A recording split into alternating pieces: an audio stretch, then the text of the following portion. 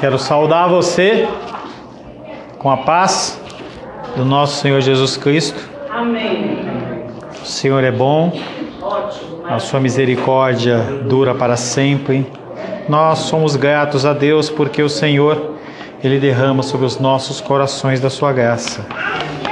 Nós temos a possibilidade de não excedermos os nossos corações, mas pela graça do Senhor, nós temos a possibilidade de vivermos uma vida equilibrada. Se há algo que você precisa buscar na sua vida, chama-se equilíbrio. As pessoas elas têm se exacerbado nos seus sentimentos, nas suas manifestações de toda sorte ou espécie. E uma das manifestações da ação do anticristo é exatamente a falta de equilíbrio. Nós temos que ser equilibrados no nosso agir, no nosso pensar, no nosso falar. Ninguém é chamado para ser nenhum extremista religioso, ninguém é chamado para ser um extremista de qualquer sorte ou espécie. Jesus nunca foi um extremista. Ele sempre foi alguém que trabalhava conceitos, ele não vendia os seus pensamentos, as suas ideias, as suas certezas. E ele conseguia conviver tanto com fariseus, como com sacerdotes, como pessoas do povo, como pessoas que eram gentias. E nós temos que entender este tipo de ação, esse tipo de equilíbrio. Nós temos que ser a medida deste mundo. Esse mundo, horas está salgado demais, horas está sem sal nenhum. E nós temos essa função de sermos sal da terra. Nós temos função, nós temos a obrigação de ser também luz neste mundo tenebroso. Glorifico a você, porque está aqui nesta noite. Você entendeu que é mais importante você estar na casa do Senhor ouvindo a palavra dele do que em qualquer outro lugar. Certa feita, Jesus estava junto com Marta e Maria nos afazeres do dia a dia corria de um lado para outro, e Maria sentadinha lá. E aí Marta olha para ela e fala assim: você não vai me ajudar? Jesus, você não vai falar nada? E Jesus fala: olha, ela escolheu a melhor parte dela, não vai ser tirada. Nós temos que entender que a ação ela é importante, mas a convivência com o Senhor, a comunhão com o Senhor, ela suplanta tudo. Mais importante do que qualquer outra coisa. Semana passada nós acabamos o capítulo 12 de João, um capítulo longo. Tivemos 50 versículos. Esse capítulo 13 é um pouco menor. E nós temos também muitos ensinamentos. Nós estamos caminhando em direção à cruz. Junto com o nosso Senhor, nós caminhamos em direção à cruz. Nós caminhamos em direção à morte do nosso Senhor, ao sacrifício maior, à oferta maior de amor dele por nós. Temos aprendido bastante em relação ao agir de Deus, a como Jesus Cristo procede em uma série de situações, e somos exortados a procurar fazer o mesmo, exortados a trabalhar em prol do reino. O Senhor, Ele nos comissiona em relação a isso. Em nosso último encontro, nós estivemos meditando sobre o tema crer em Cristo é crer em Deus. Esta crença é algo que é muito mais do que algo religioso, mas é algo que tem a ver com a manifestação do amor ao próximo. Essa manifestação de amor ao próximo é algo que é exortado às nossas vidas, como é uma real demonstração do amor nosso por Deus. Crer ou não crer, eis a questão. Shakespeare tinha uma fala parecida, mas para o cristão o que importa não é ser ou não ser, e sim é onde está depositada a sua fé. Nós temos que entender que nós temos que descobrir rapidamente aonde a nossa fé está depositada. Muitas pessoas no dia de hoje estão depositando a fé num homem que vai ser eleito como presidente da República, independente de partido A ou partido B. O maior engano do homem é ele achar que um homem pode fazer algo que é trabalho apenas de Deus, sendo que você tem que entender que nós fazemos parte desse contexto. Mas nenhum homem vai fazer o que é da parte de Deus. Os seres humanos, como regra, não creem apenas por crer. Nós temos dificuldade. de crer apenas por crer. Nós precisamos normalmente de algo firme, algo sólido para nos apoiar. É uma condição humana que nós necessitamos, temos desejo de nos apoiarmos em algo. Por causa disso, seres humanos muitas vezes se dobram perante a imagens de escultura, a outros ídolos, simplesmente porque não conseguem apenas crer em um Deus que não é aparente aos nossos olhos. Foi assim com Adão, foi assim com o povo de Israel no deserto, foi assim com Gideão, é assim comigo e é assim com você. Deus nos tem agraciado com muitos sinais, não necessariamente sinais de milagres e maravilhas, mas sinais no dia a dia. Não tem faltado o alimento, não tem faltado o vestuário. Não se preocupem com as crianças. Na manifestação da Helena é uma manifestação de saúde. Se você for prestar atenção em cada gritinho que ela dá, você não vai ouvir absolutamente nada da palavra. Deixa ela se expressar, entendeu? Deixa ela glorificar a Deus do jeitinho dela, e você presta atenção aqui. O único que tem que se preocupar agora é a vovó dela, entendeu? Cuidando da Helena, mas você não se preocupe com isso. Nós precisamos de algo concreto em que nos apoiar. Foi assim com Adão, com o povo de Israel no deserto. Foi assim com Gideão. É comigo e com você, é necessário.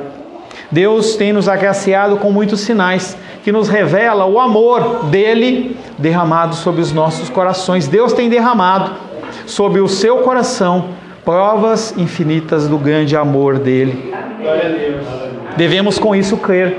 A nossa resposta a essa manifestação maravilhosa de Deus é crer nele. Semana passada, o último versículo que nós meditamos foi 12:46, João 12:46, que diz: eu vim como luz para o mundo, a fim de que todo aquele que crê em mim não permaneça em trevas. Além de nos conceder bens temporais, todos os dias, todos os momentos, Ele também nos concede a salvação eterna, e esse é o maior prêmio que o Senhor pode nos conceder. Salvação essa não conseguida por ouro nem por prata, mas pelo precioso sangue do nosso Senhor, o autor da vida. Quanto tempo mais iremos esperar para nos render a esse amor? Quanto tempo mais você vai continuar com o seu coração endurecido, não se rendendo ao amor de Deus? Dia após dia Ele ministra o seu coração, e você continua batendo cabeça, continua entrando numa queda de braço com Deus, como se houvesse a possibilidade de você vencer. Que nós possamos nos render a Ele, que nós possamos adorá-lo, pois quem vê a Cristo vê o Pai. Amém. A palavra de hoje é uma palavra mais mansa, tem como título o tamanho do seu amor. Sim, nós também falamos do amor de Deus. O amor de Deus, ele se manifesta em cada palavra. Só que às vezes ele se manifesta de uma maneira mais dura, porque Ele como Deus, Ele como Pai, o objetivo dele é fazer com que você se converta, é corrigir as ações que estão erradas, para que você não sofra tanto.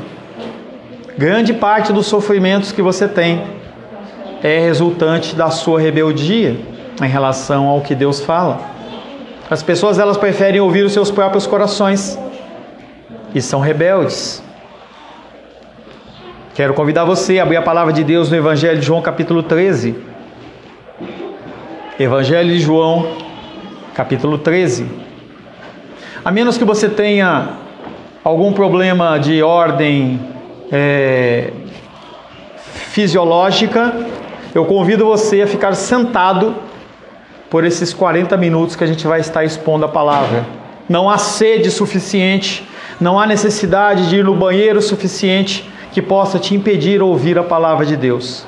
Mas se realmente é necessário, você faça isso. Mas se não for necessário, fique sentado, tente prestar atenção por esse tempo em que nós estaremos expondo a palavra de Deus. Entenda que o próprio Deus está aqui, não pela minha causa, não por sua causa, mas porque Ele é Deus. Evangelho de João, capítulo 13, verso 1 em diante. Assim diz a palavra de Deus.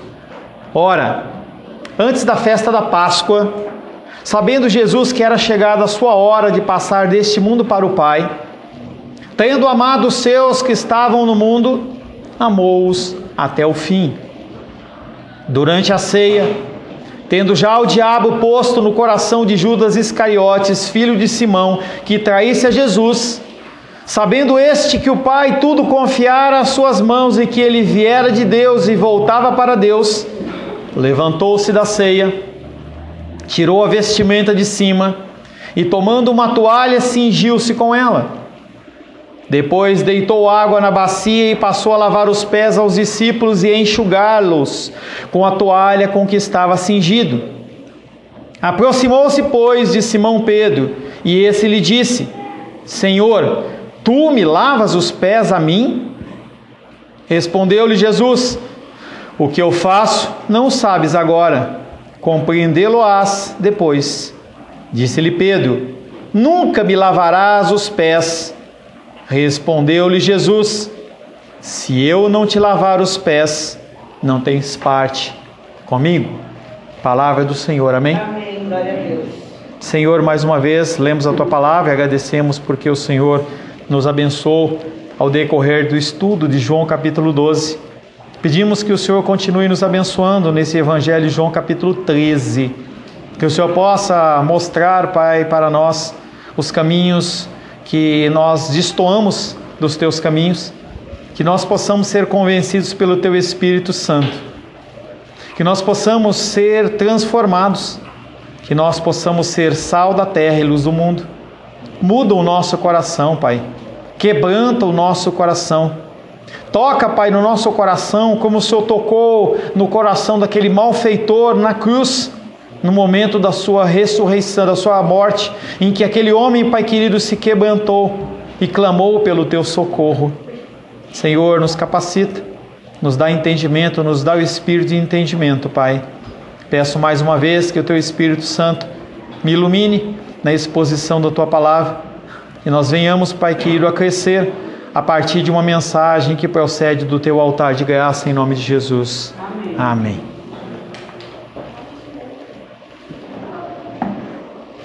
O tamanho do seu amor.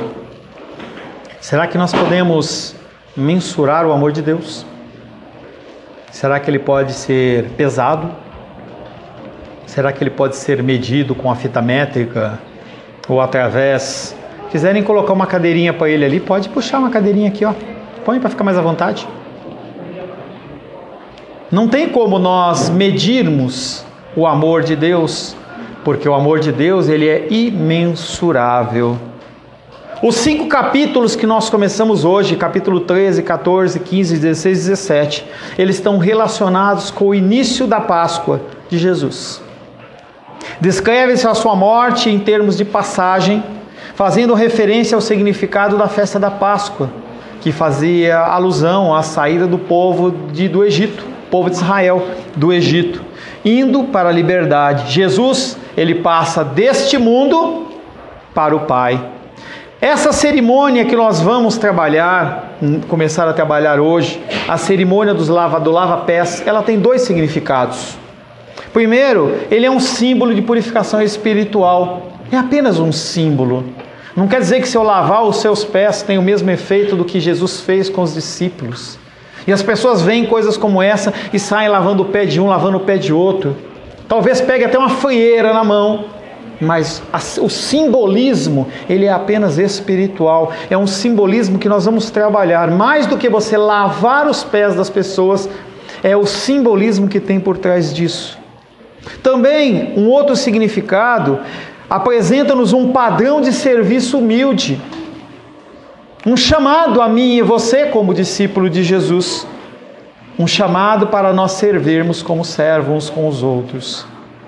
Essa passagem de lava-pés, ela não está estabelecendo um novo ritual, uma nova forma, mas está mostrando que o próprio Deus se rebaixou e você como súdito tem que fazer o mesmo. Quando nós comparamos as ações de Cristo com as nossas ações, nós ficamos pianinho. Quando você quer comparar o seu sofrimento com o sofrimento do fulano, do beltrano, pode ser que você apareça como um sofrimento maior e digno de atenção. Mas quando você compara o seu sofrimento com o sofrimento de Cristo, a coisa fica complicada, porque não tem comparação. O primeiro versículo que nós vamos meditar está João capítulo 13, verso 1, que diz assim: antes da festa da Páscoa, sabendo Jesus que era chegada a sua hora de passar deste mundo para o Pai, tendo amado os seus que estavam no mundo, amou-os até o fim. Primeira coisa que a gente repara é que se omite qualquer referência a lugar. Não se fala de cidade. A cidade de Jerusalém, ela havia sido mencionada a última vez em João 12:12. No dia seguinte, a numerosa multidão que viera à festa, tendo ouvido que Jesus estava a caminho de Jerusalém, e foi a última vez que citou Jerusalém. Jerusalém não é referência, a não ser referência de morte, a não ser referência de religiosidade. Jesus rompeu definitivamente com Jerusalém e com o templo, uma terra de opressão, uma terra de escravidão. Desde a cena da cidade de Betânia, em João 12:1, a Páscoa já não se chama Páscoa dos judeus, mas passa a ser a Páscoa de Jesus, o Cordeiro de Deus que tira o pecado do mundo. Aquela Páscoa religiosa fica para trás. Agora o que importa não é o ovo de Páscoa, gostoso ovo de Páscoa, chocolatinho, mas não é essa Páscoa. Não é uma Páscoa de coelho, não é uma Páscoa de ficar dando presente, de você ir lá para Cacau Show. Essa Páscoa não é a Páscoa de Jesus.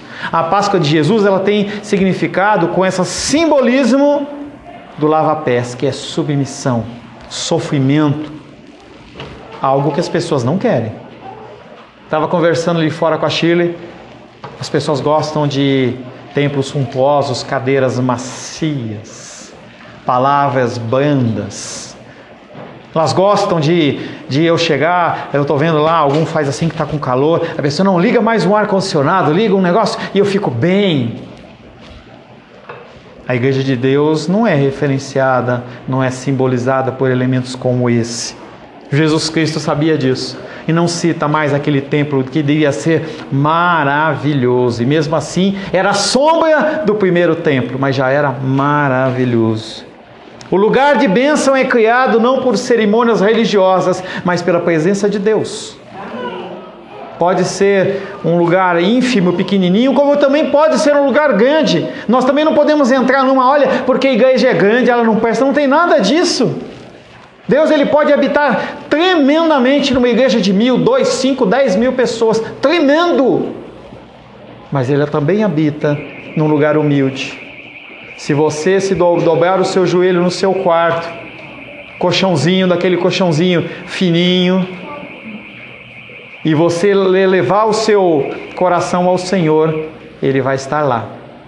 Da mesma maneira que ele está num grande templo. As palavras de abertura desse versículo, um pouco antes da Páscoa, não é, ou melhor, as palavras de abertura desse versículo são abertura para tudo que nós vamos tratar nos próximos capítulos, antes da festa da Páscoa. Tudo o que ocorrer no capítulo 13, 14, 15, 16 e 17, ele está falando de coisas antes da Páscoa, a última Páscoa. O tempo em que o Senhor ele vai concretizar o sacrifício dele, a maior demonstração de amor que ele poderia dar para mim e para você. A refeição, entanto, a refeição que os discípulos estão para realizar não é a última refeição, mas é simplesmente mais uma refeição.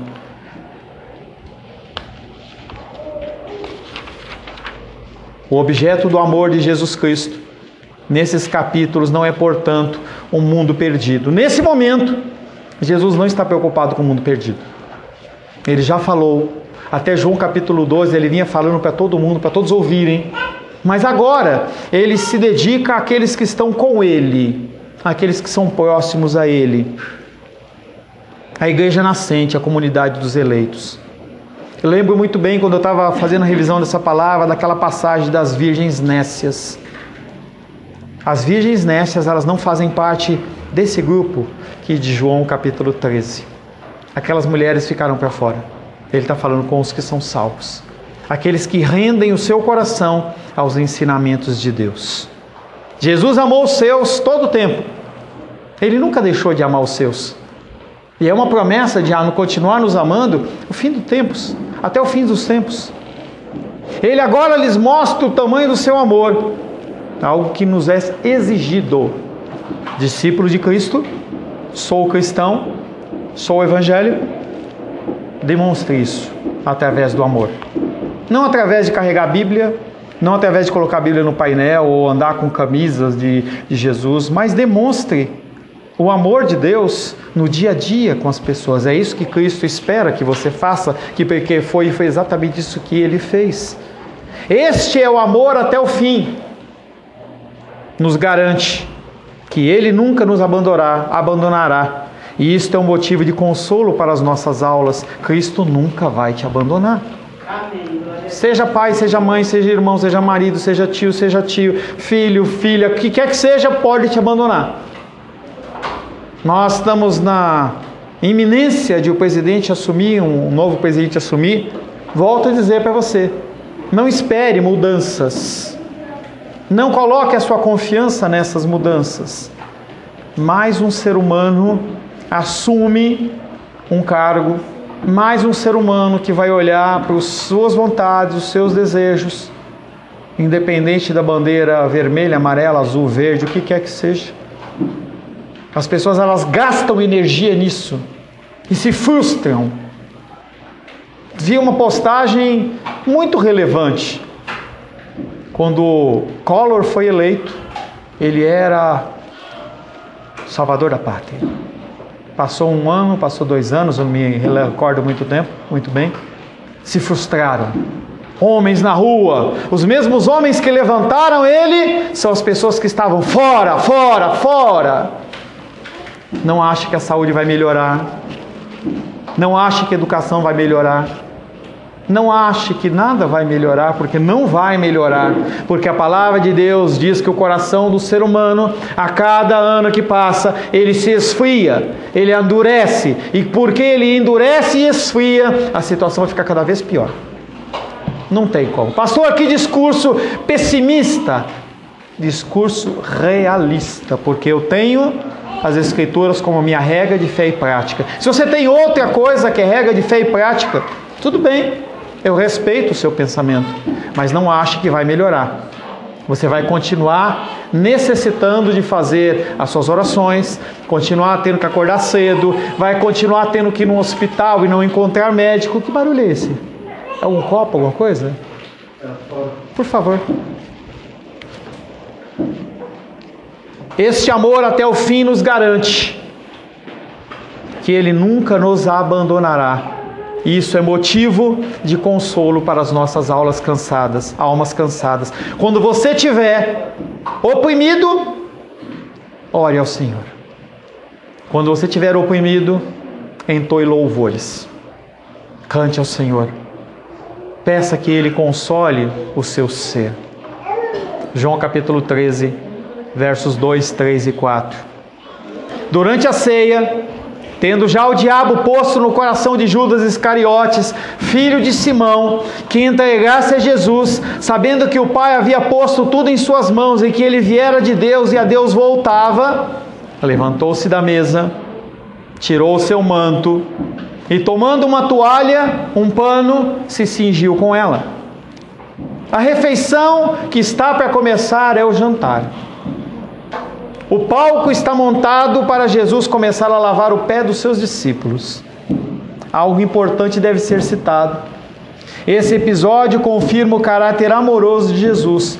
Todos os discípulos vão ter os seus pés lavados, inclusive Judas Iscariotes, o traidor. Jesus sabia? Jesus sabia. Mesmo assim ele se submete? Se submete. Ouvistes o que foi dito: amarás o teu próximo e odiarás o teu inimigo. Era a regra. Eu, porém, vos digo: amai os vossos inimigos, orai pelos que vos perseguem. O que Jesus Cristo está fazendo, lavando os pés dos discípulos, inclusive o de Judas, é cumprindo a palavra que Ele mesmo falou. Imagina você, perante uma pessoa que te persegue, uma pessoa que é má a você demonstrar esse tipo de amor. É possível? É possível. Ah, é porque Ele é Jesus e é Deus? Não. Ele agiu como homem ali. Nem Deus, Ele como Deus, Ele não pode se submeter a ninguém, porque Ele é Deus. Mas Ele como homem, sim. E nós temos essa possibilidade. Melhor, nós temos essa ordenança sobre as nossas vidas. Não quero isso para mim. Azar seu. Vai buscar outra religião. Vai ser budista. Vai ser Seichonoye. Vai ser, eu não conheço as religiões, estou só citando. Vai ser uma outra religião dessas orientais. Compra um calendáriozinho, raio de luz e vai lendo assim, olha, amor, tal. Mas se você quer ser cristão, quer dizer perseguição, submissão, sofrimento. Eu não quero isso para a minha vida. Você está no lugar errado. Você está adorando Deus errado. Mesmo a Judas foi estendido esse amor. O que dizer em relação ao ódio nas redes sociais por causa de dois homens? Pessoas se ofendendo, pessoas se magoando, palavras de ordem, xingamentos, palavras de baixo calão, independente se é evangélico ou não é evangélico. E aí, em especial em relação aos evangélicos, é interessante, porque a pessoa esquece o cristianismo dela e trabalha com palavras de baixo calão, compartilhando toda sorte de sujeira. Isso é a ação de um cristão? Não. Mas é o que está acontecendo. As pessoas, elas não suportam alguém divergindo delas. Isso não é uma manifestação divina de Deus. O homem que nasce de Deus, ao receber este amor, tem como norma de conduta o bem, o amor, o cuidado do próximo. Se você é cristão, se você recebeu o amor de Deus, se você está ligado à fonte de muitas águas, não tem como você ser amargoso. Se você está sendo amargoso, reveja os seus conceitos. Reveja os seus conceitos. Separe um pouco mais de tempo de oração, para que Deus possa falar ao teu coração aonde ele está alicerçado. Agora, se o homem que nasce do inimigo, ao receber o egoísmo, tem como norma de conduta o interesse próprio, despojando o próximo para a sua satisfação. Ou é num time, ou é no outro. Você escolhe qual time que você faz parte. Ou você está aqui para demonstrar amor ao próximo, ou para despojá-lo, para massacrá-lo, para matá-lo. De um lado, filho de Deus. Do outro lado, filho de Satanás. Satanás havia agido e o coração, sim, de Judas foi infectado. Mas isso não quer dizer que Judas não tinha responsabilidade. Ele disse sim no seu coração. Todos os dias, Satanás, ele coloca no teu coração ideias, desejos, vontades, e eles são fortes, porque eles vêm direto ao meu desejo, o seu desejo. Você vai dizer sim, ou você vai dizer não? De qualquer forma, o diabo e Judas, nessa situação, estavam em uma conspiração do mal para levar Jesus até a cruz. João capítulo 13, verso 5. Depois Jesus colocou água numa bacia e começou a lavar o pé dos discípulos e os enxugar com a toalha com o que se havia cingido. Ele começa o ato simbólico de demonstração de amor, de submissão à vontade de Deus Pai. O lava-pés era um serviço que se prestava para demonstrar acolhida e hospitalidade. Não havia asfalto. As pessoas andavam nas ruas, muitas vezes com esgoto aberto. Então a pessoa molhava o pé, pegava barro, terra, às vezes alguma sujeira, algum excremento, alguma coisa. Tudo aquilo fazia parte do dia a dia das pessoas que caminhavam nas ruas. E quando a pessoa ia adentrar na casa, uma demonstração de amor e hospitalidade daquele que o recebia era lavar os seus pés. Primeiro, para que a casa não ficasse contaminada. Segundo, com uma atitude de amor.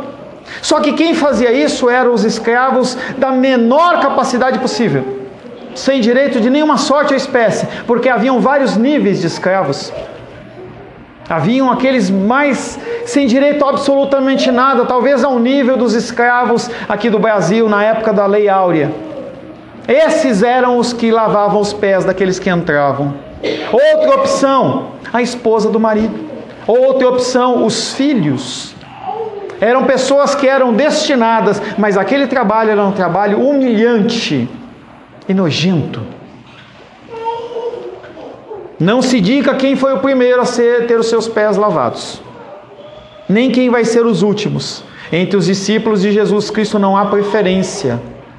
É algo que eu tenho falado para você, domingo após domingo. Eu estou aqui na frente, mas eu não sou mais crente que você, eu não tenho mais unção que você, eu não estou mais perto de Deus que você. Deus não ouve mais a minha oração do que ouve a sua. Eu sou um ser humano como você.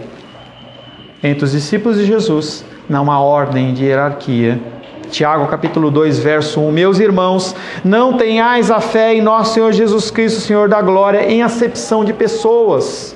Em outro texto fala, Deus não faz acepção de pessoas, todos são iguais. Então o evangelista volta a mencionar o pano, que não é o pano ungido da igreja lá, grandona. Não é o lenço do pano ungido, mas é um pano ungido. Ele volta a falar disso. Com essa insistência ele evidencia a atitude de Jesus, que não vai ser temporal. Aquele lavar dos pés dos discípulos não é algo temporal, mas é algo eterno. É um ato de que Jesus Cristo ele sempre vai estar conosco. Quando ele for o juiz, ele vai continuar sendo conosco, filhos. Nada pode mudar isso. Ele é o nosso advogado.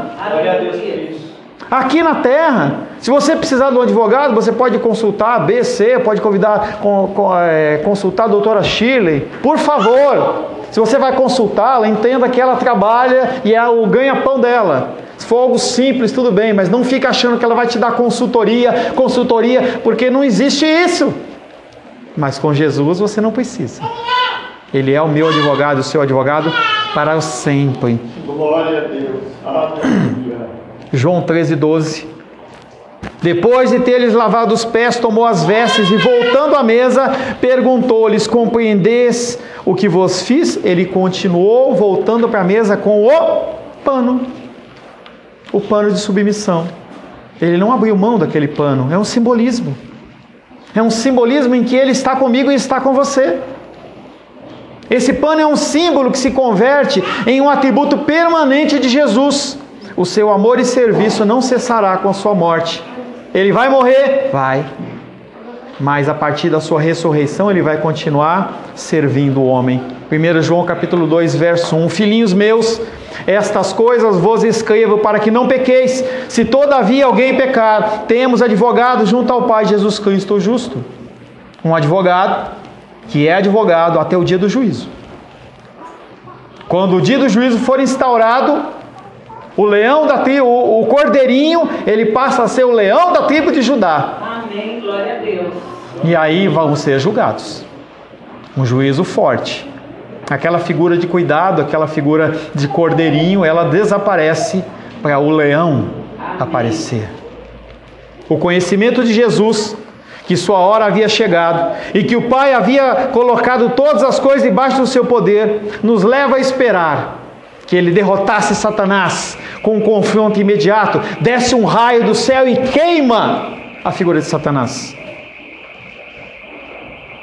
E talvez, sob Judas, um irresistível golpe da ira divina. Deus não poderia ter uma finalização melhor para aquela cena do que, naquele momento, Jesus ter queimado a figura de Satanás e mandado para o inferno Satanás. Jesus não faz isso. Jesus, ele não age conforme o teu coração. Não age conforme o meu coração. Ele não age conforme o nosso anseio, conforme o nosso desejo, porque os pensamentos de Deus são maiores do que os nossos pensamentos. Alguém olha a porta ali que se ela escorregar, ela vai bater. Por favor, André. O que o homem faz é isso aqui. Elias, 2 Reis, capítulo 1, verso 10. Ele está em cima do monte. E aí um grupo de soldados, 50 soldados, vai lá buscar ele e fala: o rei está te chamando.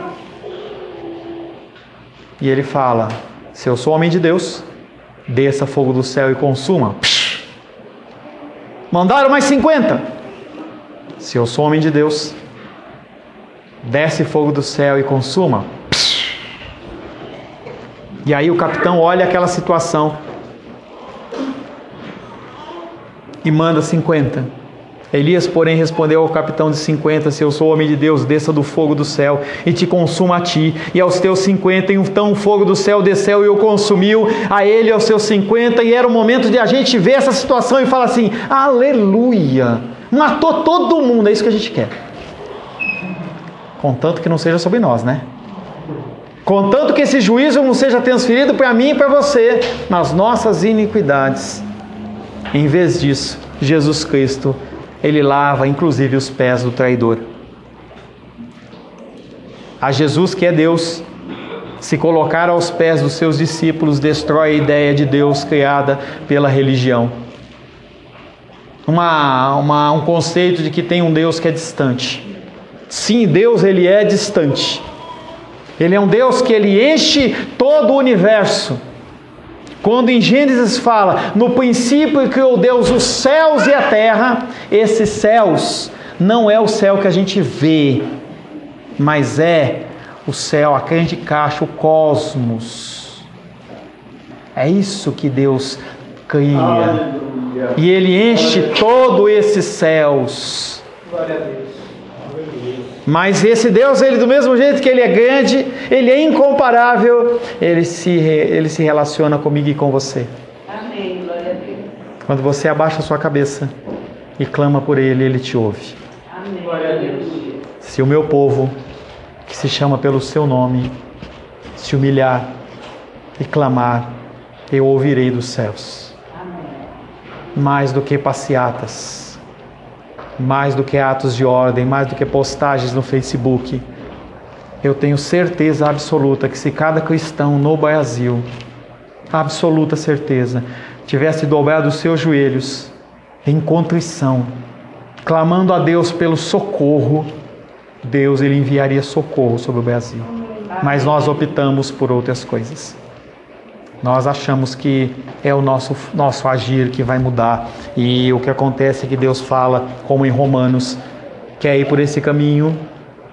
Vai. Se você precisar de mim, eu estou aqui, tá? Amém. Jesus é o Senhor por definição, mas ao lavar os pés dos seus, fazendo-se seu servidor, apresenta uma nova visão: o de ser honrado por servir. É algo que nunca tinha sido levado em conta. Eu ser honrado em te servir. A condição até nos dias de hoje é: por eu ser servido, eu estou sendo honrado. O que Jesus fala é: quando você serve, você recebe a minha honra. Que honra que você quer? Que honra que você tem desejo? Na sociedade que Jesus funda, cada um há de ser livre. São todos livres, não para fazer o que nós queremos. A liberdade que Jesus Cristo nos dá é uma liberdade para que nós possamos servir. Esta é a obra do amor verdadeiro. A comunidade de Jesus não é hierárquica, não é piramidal, não é o simbolismo de uma escada, mas ela é horizontal. Todos a serviço de todos. Isso não é comunismo. Isso é doação. É eu me sacrificando em prol de você. É isso que Ele quer de mim e de você. João capítulo 13, verso 6, o último versículo que a gente vai meditar. Aproximou-se, pois, de Simão Pedro, e este lhe disse: Senhor, tu me lavas os pés? Sem dúvida, todos os discípulos ficaram incomodados com esse procedimento, mas a maioria deles ficou em silêncio. Na verdade, 11 ficaram em silêncio. Mas Pedro, porque era Pedro, ele tinha que se expressar. É característica de Pedro. Ele tem que falar. Ele é aquele que fala para Jesus Cristo que o ama e daqui a pouco nega Jesus Cristo e Jesus fala: arreda-te de mim, Satanás. Ele é aquele que desce do barco e anda nas águas. Ele é aquele que está depois da ressurreição e nega Jesus. Esse é Pedro. Ele nega e ele se opõe a Jesus. Em Marcos 8, 32 e 33 ele faz algo semelhante. Jesus Cristo chega para os discípulos e fala: quem as pessoas dizem que eu sou? Tu és João Batista. Tu és Elias ressuscitado. E Pedro olha e fala assim: tu és o Cristo, o Filho do Deus vivo. Parabéns, Simão Bar-Jonas. Quem te revelou isso não foi carne nem sangue, mas foi o Espírito. Na sequência, Pedrão olha para Jesus e fala assim: só que Jesus, você não vai para Jerusalém não. Mas eu tenho que ir, Pedro. Não, mas você não vai. Você vai morrer? Isso não tem lógica. Não tem lógica. E aí Jesus Cristo responde para ele, logo depois de falar que ele era bem-aventurado. Já estava, desculpa. Arreda-te de mim, Satanás, porque não cogita das coisas de Deus e sim das dos homens. Conforme eu falei hoje de manhã, foi um cafuné na cabeça e um soco no estômago. Porque é assim que Deus age. Precisa corrigir, Ele corrige. Porque Ele ama. Nos dois casos, a sua objeção é uma objeção franca e de boa fé, porém totalmente ignorante do caminho do seu mestre. Não importa o que você deseja ou o que você não deseja. As pessoas, elas acham que elas podem fazer o que quiser, simplesmente porque está no coração delas.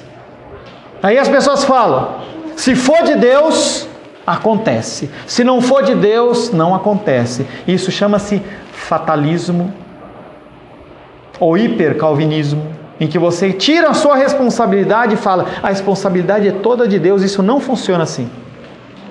Deus te colocou pensamento, cérebro, para você pensar. Você não é uma ameba, você pensa. Você é um ser pensante. E você tem todas as condições de decidir por uma coisa ou por outra coisa. Nós temos a nossa eleição que está afindando, ou findou, sei lá. A decisão que você tomou não remete a Deus. A decisão foi sua. E você vai responder por ela. Seja branco, seja nulo, seja 13, seja 17, você vai responder por ela. Porque você é um ser pensante. Quando você apertou as teclinhas lá, você estava falando assim: eu assino embaixo disso. E nós estamos na seguinte situação: ou eu atiro no pé direito ou atiro no pé esquerdo. E você tem que atirar. Mas você é responsável. Eu sou responsável. Aproximou-se, pois, de Simão, e este lhe disse: Senhor, tu me lavas os pés. Pedro chama Jesus de Senhor. Se ele é Senhor, a única coisa que aquele homem, como súdito, tem que fazer é se submeter, mas não é o que ele faz. Ele apresenta Jesus com o título de superioridade, mas ele fica perplexo com essa condição também de Jesus lavar os pés e se apresentar como inferior. Pedro entende que a ação de Jesus inverte a ordem dos valores comuns, e ele não quer isso. Ele quer continuar no mesmo esquema de sempre. Ele reconhece a diferença entre Jesus e ele, e demonstra a sua desaprovação. A modéstia seria digna de louvor. Você pode olhar e falar assim: não, Pedro, ele foi uma pessoa que ele foi digna, porque ele não achou que ele merecia isso. Gente, entenda de uma vez por todas: é melhor obedecer do que sacrificar. Você pode querer oferecer a maior honra a Deus, mas se essa honra a Deus não é pautada na obediência, ela não vale absolutamente nada. Nós cantamos aqui, ou lemos um texto: se você decidir entregar o seu corpo para ser queimado, se você vender os seus bens e entregar para os pobres, se você fizer as atitudes maiores, se você for uma Madre Teresa de Calcutá e você não tiver amor no coração, não for obediente a Deus, isso não vale nada. É melhor que você não faça nada disso e seja obediente do que fazer qualquer uma coisa dessa. Seja obediente.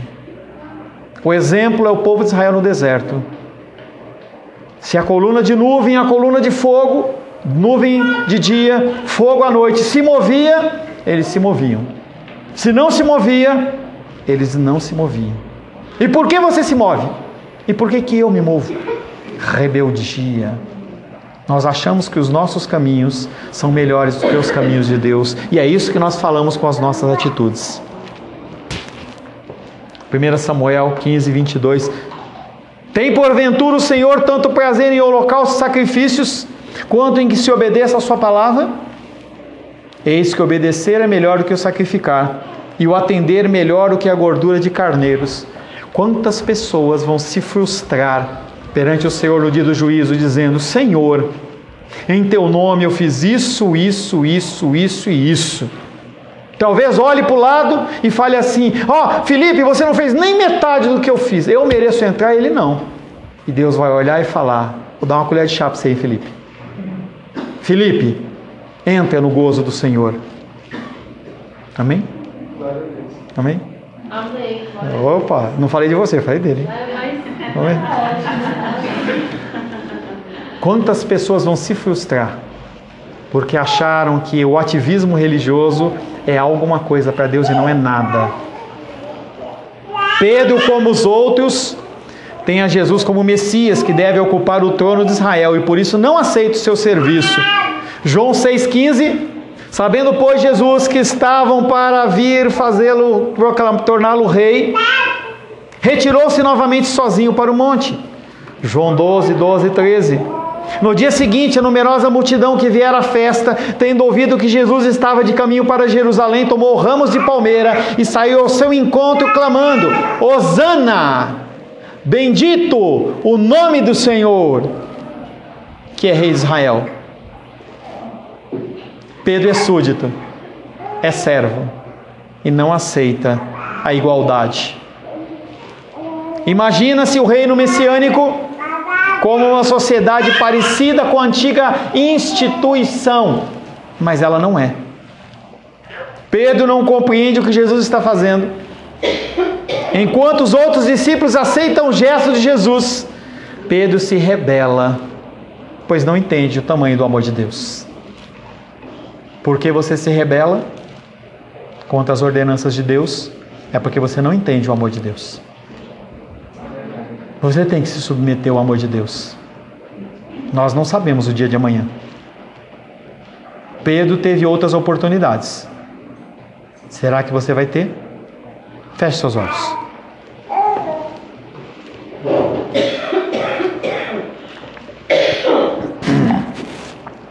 Pai eterno,